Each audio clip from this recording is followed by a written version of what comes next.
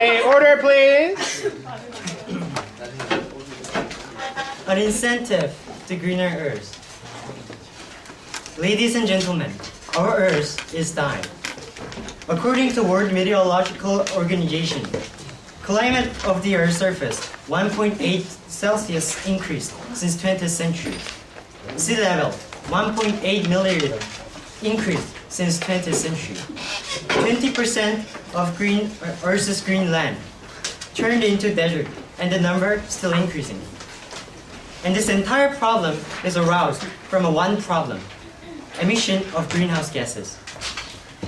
Ladies and gentlemen, cap and trade system is a solution, is a motivation, and has been proven.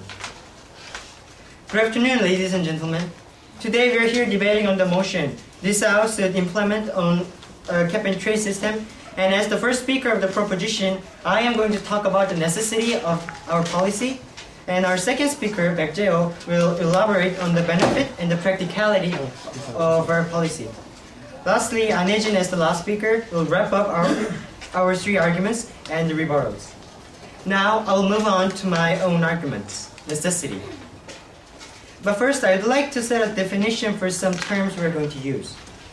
Here, we fix the cap as an emissions permit that the firm must have for every ton of harmful gases the firm releases into the atmosphere.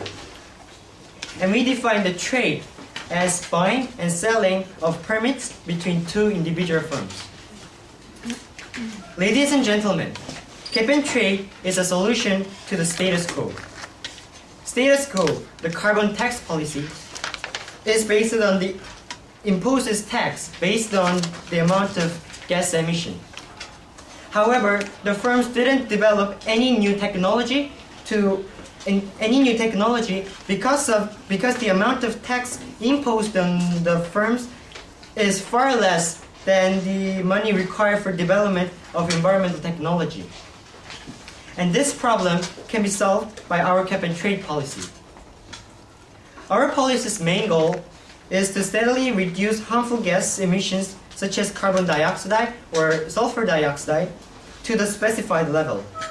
And to meet this goal, the government will allocate certain amounts of permits to all the firms according to their size and their fields. And the government will be able to minimize the loss of the firms. Also, the government will sell additional permits to the firms who need higher level of permission. In the case of affected firms, the government will subsidize them with the profit earned from selling of additional permits, supporting technological research for environmental technology. And under our policy, the firms get an incentive to develop a new technology to reduce the gas emission. When the firm develops an environmental technology, then the firm is permitted to sell their permits to the other firms who need the permits. From this, the firms get an economic incentive, additional profit. And later in our policy, the government is allowed to take certain amount of permits from the firms in order to ensure that the firm develops an environmental technology and to reduce the total amount of gas emitted to the atmosphere. And now our second speaker will elaborate on our teams and our 2 points. But before I end my speech, I'd like to strongly stress that the status quo is not working properly, and new policy, our cap and trade policy, is the best solution and is necessary. Ladies and gentlemen, cap and trade is an incentive for greener Earth. Thank you.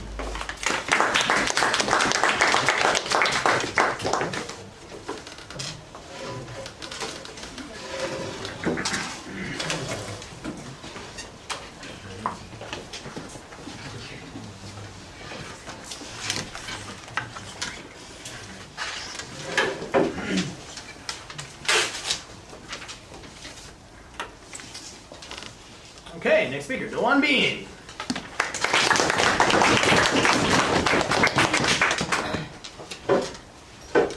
Hello ladies and gentlemen, I'm the leader of opposition and I'm here to tell you just how unrealistic the cap and trade system is. Before I move on to our I would like to point out some of the fallacies made from the proposition regarding their unrealistic policy. The proposition's policy is too far complicated to be practical. Complex policies will only create more complexities. However, our side, ladies and gentlemen, have come up with an alternative policy that is realistic and practical. Our policy is carbon taxing. What this is different from the status quo is that we are going to increase the regulations and we are going to make these carbon taxes work. The problem with the status quo is that the government isn't regulating enough the companies, so the companies can get out of their taxing. This policy imposes tax to companies that produces too much pollution. This is how our system works.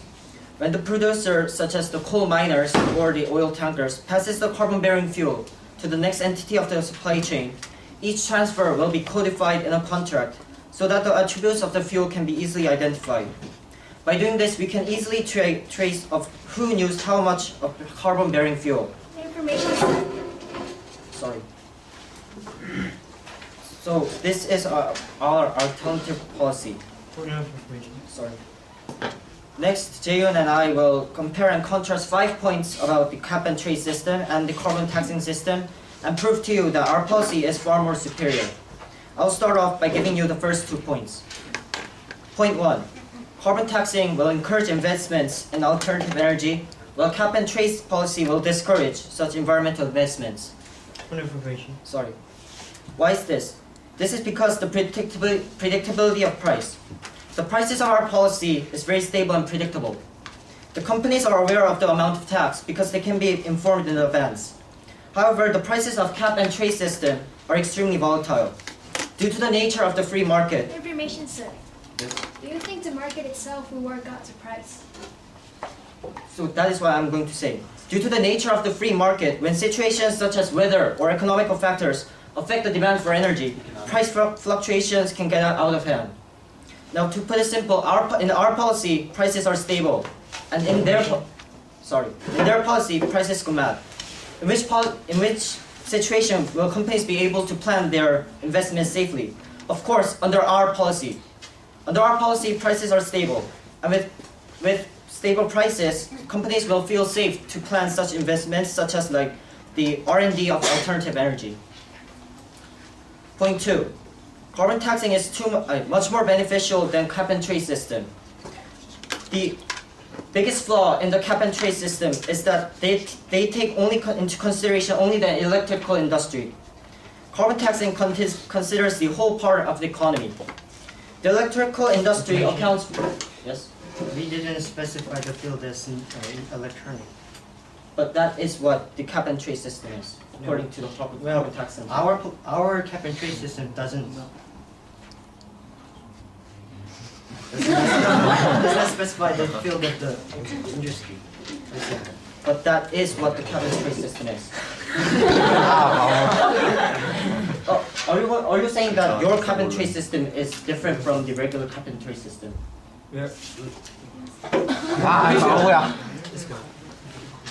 Carbon taxing considered the electrical industry accounts for only 30% of pollution. What the proposition is suggesting is that the half-complete theory that addresses only 40% of the pollution. In contrast, carbon taxing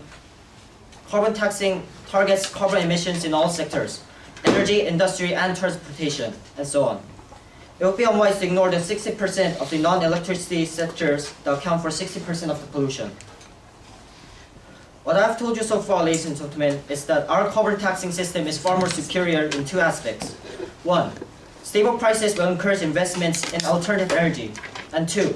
While cap and trade system addresses only 40%, our policy targets 100%. And this is why our policy is better.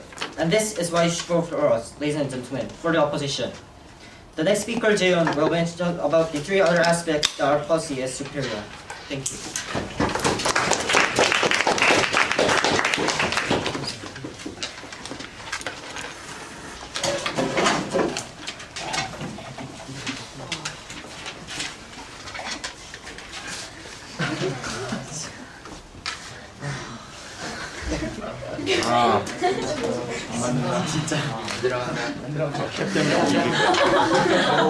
Sorry. Okay, the second speaker for the proposition side. Let's welcome back Daewon. An incentive to greener earth. Ladies and gentlemen, as the second speaker of the proposition side, I will explain why our policy is beneficial and practical. But first of all, I'm going to rebut what the first speaker of the opposition side, Daewon has argued about. And first of all, Daewon has mentioned that the carbon taxing system is superior to cap and trade system, but our team is going to argue why carbon taxing system is not a desirable method, because it cannot give any incentives to develop environmental technology, which is the solution to improve our environment. And secondly, the price of permits will be coordinated properly based on needs of each individual firm in the market. And Daewon didn't give any specific evidence to support his argument that the cap and trade system is volatile. Now, I'm going back to our team's argument. Cap and trade system gives incentives to develop environmental technology, and that is why the system is beneficial. The current carbon tax system has failed to motivate the companies to develop environmental technology, because simply paying for tax is much cheaper than investing on developing green technology. However, cap and trade system is capable of motivating development of environmental technology. After the cap and trade system goes into operation, it will be relatively cheaper or easier for some companies to reduce their emissions of harmful substances below their required limit than others. These more efficient companies can sell their extra permits to other companies that are not able to make reductions as easily. No, sir. This system guarantees a certain amount of overall reductions while rewarding the efficient companies. Then, more and more companies will be motivated to develop environmental technology to effectively reduce the emission. Environmental technology may include something like air filtration and gas cleaning. More importantly, the cap and trade system's practicality is proven. Based on the Clean Air Act, cap and trade system was imposed on sulfur dioxide emission in the US in the mid-1990s. In 2002, it is reported that the emission of sulfur dioxide has been decreased by 41% from 1980. Also, cap and trade system successfully reduced nitrogen oxide emissions from power plants and other industrial sources in the US, that the emission has dropped by 607,000 tons, which means the emission has decreased by 50% since the President George W. Bush took the Oval Office. No, sir. These precedents... No, sir. These precedents managed by the Environmental Protection Agency prove cap and trade system's practicality and potential to improve our environment. If the government monitors the trade market with great care, the system will be successfully operated. However, the cap and trade system implemented in European Union is considered as a failure because of loose governmental regulations and suffering of companies without emission permits. Learned from this case, our team is going to solve this problem by distributing a certain amount of permits to the companies in the first place and reinforce punishment against violation of permits. Ladies and gentlemen, so far our team's first speaker explained the necessity of our team's policy and gave specific details about how to operate the cap and trade system, and I, as the second speaker, proved the benefit and the practicality of the system. The next speaker, Anijin, will wrap up the key clashes and prove why we have won this debate. Please vote for the incentive to greener earth.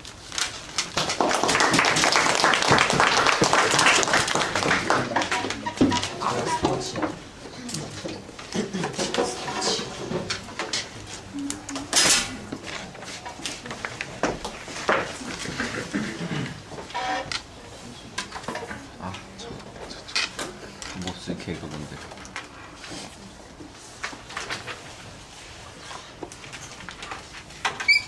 Okay, guys, remember after the next speech, I'll call on two of you guys to give floor speeches. So think about what you might say for either side if I call on you. Let's welcome now the second speaker for the outside, Kang Jae-yoon! As the second speaker of the opposition side, I would like to clarify some points and then rebut the opposition side's points. They have mentioned that cap and trade does not limit to electricity industry, but according to a fact, carbon tax address emissions of carbon from every sector, whereas cap and trade systems discussed to date have only targeted the electricity industry, which accounts for less than 40% of the emissions. So I've clarified these points. So the main point of the opposition side is that carbon tax does not give incentive to develop technology. However, how is it different from cap and trade system? How is it different from cap and trade system and carbon tax? It's essentially the same. And when the government rebates the tax, they can possibly develop technology. What they're saying is they're saying that they can develop technology from getting money from the companies that they do a lot of emission, but actually we can get tax rebates and we can also develop technology. No, sorry. Okay, now I will explain how cap and trade could be abused and why carbon tax is an alternative that is transparent. Next, I will explain why carbon tax is less harm to households. Cap and trade's initial purpose is to promote reducing emission of pollution. However, since companies are buying and selling allowances, the right to emit certain amount of pollutions, they can use allowance as a source of profiting unjustly. People who want to benefit from their allowances will make companies that do not produce but make profits from trading credits. Also, allowances are distributed differently by their amounts of past pollution. So polluters can maximize emissions to get high cap. So, in result, cap and trade system highly benefit companies but does not have much effect on the environment. Now, why is carbon tax an alternative that is transparent? Carbon tax can be implemented with far less opportunity for manipulation by special interests, while a cap and trade system is complicated. And it can lead to exploitation by a special interest and preserve incentives that can weigh public support and effectiveness. Yes. Aren't you worried that the total amounts of emission per company are limited, as we have stated? Aren't you aware that the amount of emission that companies can release to the atmosphere is limited, as the first speaker has stated? Okay, sorry. Carbon tax is transparent and easy to understand. The government imposed a tax per ton of carbon emitted, which is translated into a tax per gallon of gasoline. Since government collects tax, there is no way companies will try to profiteer from carbon tax. Government will strictly scrutinize the amount of emission from companies and impose tax based on it. Moreover, cap and trade system is unpredictable, complicated to be practical, and complex policies only brings complexities. The prices for carbon set under a cap and trade system will verify the market fluctuations, and it will be hard for companies to predict. Moreover, a cap trade system requires a complex market structure to balance the competing interests and ensure that the trading system minimizes abuses and maximizes real carbon reduction. Instead of this complex system, which has only small effects on reducing pollution, carbon tax is more straightforward system, an economically efficient system that maximizes the reduction in pollution. Our last point is carbon tax has less harm to the households. Carbon tax revenues can be turned to public through dividends, while the cost of cap and trade system are likely to become hidden tax that consumers have to charge instead of companies that make pollution. Cap and trade system will make even bigger burden for energy costs. While carbon tax is controlled by companies, actually, the government returns tax revenues to energy consumers. So, this might be a little complicated, but I'll clear out my points. First, cap and trade could be abused in the market, while carbon tax is controlled by the government, which can be transparent. Also, it will be less harm to the households. So, I have clearly proven that our policy, carbon tax, is much more efficient and practical than cap and trade system. Please vote for our policy.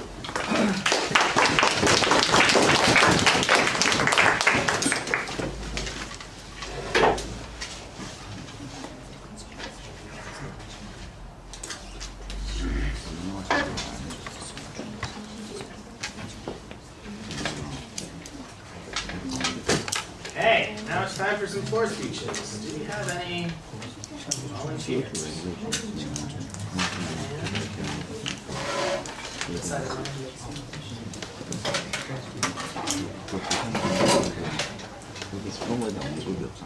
Yushin, have you spoken recently? Think so? Well, not recently, but I haven't seen you in about a month, right? Sojung down here? Yes? Spoken recently? No. Okay, you can get the proposition. And we have a volunteer for the opposition. Okay.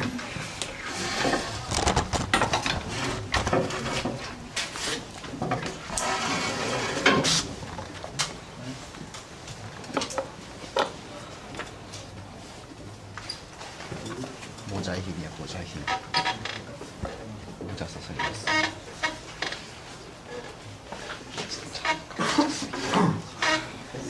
모자 쓰면 웃겨. 말이 안 통해.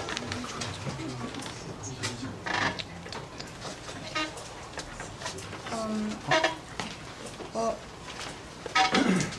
the opposition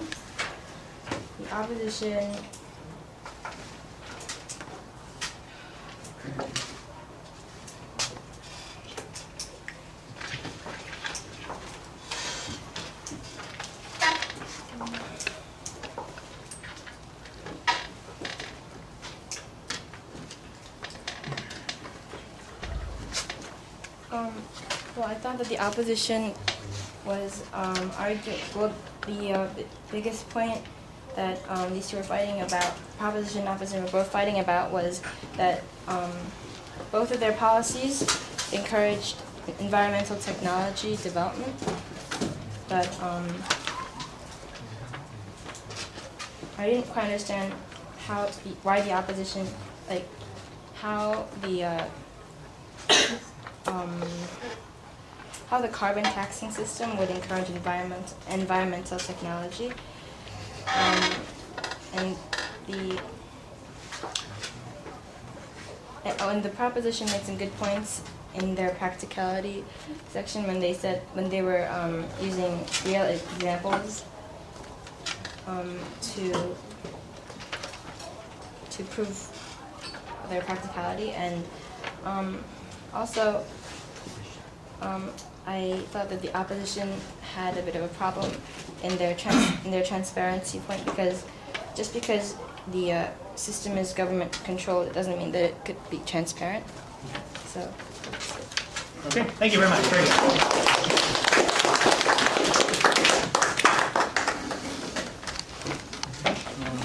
Now, like when the proposition is like the first speaker came out and mentioned that they're going to mention why it is necessary, beneficial, and practical.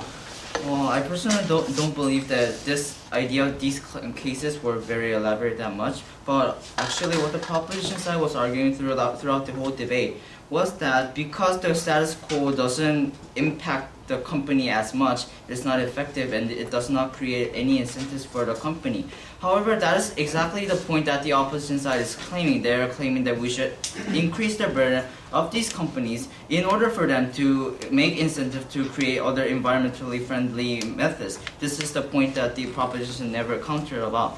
And actually, the Deputy Prime Minister came out and rebutted the first speaker, the leader of opposition, however, didn't give any clear arguments, just mentioning that he didn't provide any specific examples. And also the other idea that the proposition side should be managing is that the proposition side's argument is only targeting the 40% of the pollution while the opposition side is targeting 100%. This is quite a critical moment. And my personal thought is that, lastly, my personal thought is that when the cap and trade system is functioning, the cleaner country will become only cleaner, and the more polluted countries will be more polluted, which leads to the polarization of pollution targeting only specific areas of environment. And I personally believe that this is more harmful for the environment, and this is what the proposition side should be managing. Thank you. Thank you, sir. Very good. Thank you both floor speakers. Very good.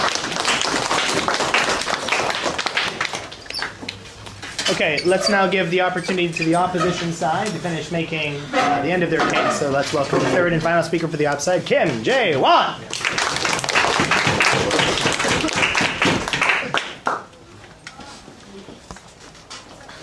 I'd like to begin by telling you a story. The carbon emissions problem was so serious around the world during the 90s that in 1997, nations got together in Kyoto, though way similar to how we are gathered here today, and passed a policy that's known as the Kyoto Protocol. The Kyoto Protocol was a cap-and-trade policy that regulated the carbon emissions of individual nations, and it failed miserably. Why? It could not be enforced. There was no way to supervise everyone at the same time, and there was no way to supervise the market. The problem of practicality is inherent in all cap-and-trade systems. How do we set the perfect cap for each and every one of the millions of businesses out there? How do you know when to lower the cap and by how much? How in the world do we turn pollution rights into a free market and keep price reasonable, all the while making sure that all businesses are being applied enough pressure, but none of them are being overcharged? And if we can somehow make cap and trade work by making some dramatic sacrifices, is it really worth it? When cap and trade can only apply to about 40% of the carbon emissions. The proposition's policy is impractical. The proposition told you just how serious our current situation is. Yes, we have a problem that's urgent, we have a problem that's dangerous, we have a problem that's confusing. But their policy can work. An urgent situation calls for a quick solution. A risky situation calls for a safe solution. A confusing situation calls for a transparent solution. Because, ladies and gentlemen, the more complex the solution is, the more complexities we're going to have to deal with. The proposition's solution is so complex that it's not even impractical. It's just about impossible. By contrast, our tax policy is concise and effective. In a cap-and-trade policy, pollution rights become a market. So when the government lowers the cap, the prices skyrocket. By having the government control the price, we can prevent economic disasters. 2. Cap-and-trade policies have only been applied to businesses where the price of emissions can be converted to the price of kilowatt hours or energy. This limits the application of cap-and-trade to only electricity-related factories, which counts for only about 40% of all carbon emissions. No. Our policy can cover all carbon emissions. 3. Our policy has less possibilities of exploitation. If a cap-and-trade system is implemented, then businesses will suddenly increase emissions to get a high cap in the first place, and some businesses will profiteer by having pollution rights, hoarding them. With taxation, where the government takes charge of everything, there is no such danger. Finally, in a cap-and-trade policy, the money gained from selling pollution rights only circulates within the businesses. With taxation, the money goes right back to the government and back to the public. The Kyoto Protocol failed because, out of word, it was not humanly possible to execute all the details of the complicated cap-and-trade policy. It is the most famous example that shows the flaws of cap-and-trade. It is ridiculous for them to say that cap-and-trade has been proven to work, because cap-and-trade has been proven not to work.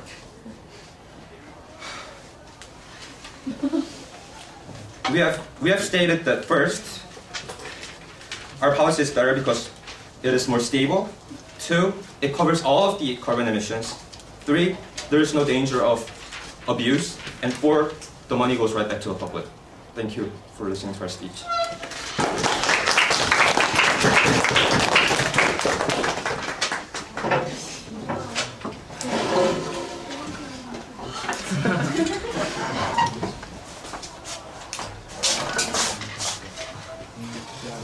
여자 안 쓴다.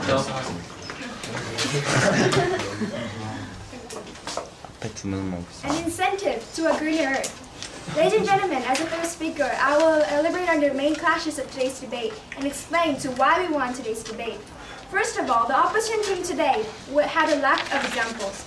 And second, they did not listen to our specific policy. The second argument that the first speaker came up here and said was that our policy was limited to the electrical industries of this word. However, we did not limit our policy to these industries. However, we did divide up the companies to different levels, different areas to focus on in order to differentiate the levels of emissions that they will be allowed to have. And the third speaker came up here and talked about Kyoto Protocol and how it was an example of cap and trade, therefore our policy will not work. However, first, unlike Kyoto Protocol, our policy deals with exact specific firms and gives the control to the firms themselves. And second, our policy made up for the weaknesses that the Kyoto Protocol had. We made up by creating a specific limitation to the amount of emissions the firms can have. And second, we provide a specific motivation for them to develop the technologies to save the environment. And let me go on to the three clashes of today's debate. The first clash is the predictability of the price. And the leader of opposition today came up here and said how the price of our policy will be predictable, their policy will be predictable, so the companies will be able to place investments safely. However, ladies and gentlemen, in the cap and trade system, the price is determined by the supply and demand of these companies. And sorry, sir. Therefore, the price will be determined by the market analogy. And most importantly, our policy has a motivation for the companies to develop environmental technologies by limiting the specific amount of emissions they can release to the atmosphere. And this environmental technology will certainly help to later decrease the problems that we are facing in today's environment today. This will be an incentive to a greener earth. Sorry, sir. And the second clash is, will it be practical? The leader of opposition called our policy too complicated to be practical. However, ladies and gentlemen, the thing is, the cap and trade system has been proven. In the 1990s, America's case of cap and trade system of sulfur dioxide, the Clean Air Act Amendment, which the economists called probably the greatest green success story of the past decade. And even though the EU system did not work, our team successfully made up for the problems of this policy by limiting the amount of emissions, as I have repeatedly stated. Sorry, sir. And why should companies be determined by the price? No. Ladies and gentlemen, this price will be a motivation for them to develop the technology. And the third clash of today's debate was, is the cap and trade system fair? And the leader of opposition came up here and talked about that because allowance is determined from the past pollution activities of these companies, it will not be fair. However, aren't you aware that the amount of level of emission is limited to these companies? And why should the small companies be motivated to sell these emissions if they need to produce themselves out of order? And instead of doing this, these big companies, with the limited amount of the cap and trade system they have on their debt amount, they will be motivated to develop these technologies to lessen the emission into the atmosphere in order to work within the system. And the opposition team also talked about how hidden tax will make the consumers have to pay extra amount of money and provide an unfair burden to these people. However, this problem will be solved, as we have already elaborated to you, from the revenues the government receives from selling these emissions to companies. And these revenues will work to solve all the problems that the opposition team today has provided. And it is not unfair for the companies and the countries because, again, these revenues will work to help the weak countries without the environmental technology and fund them to develop these technologies in order to make the situation better. Ladies and gentlemen, before I end my speech, as you all know, what we are facing in today's environment is very disastrous, and we need to solve this problem as effective and as fast as possible. And we need to stop it from going to a state that we cannot turn back anymore. Therefore, in this case, cap and trade system is fit to solve this problem because carbon tax, first, is failing, and second, it is not an incentive to the companies. Thank you.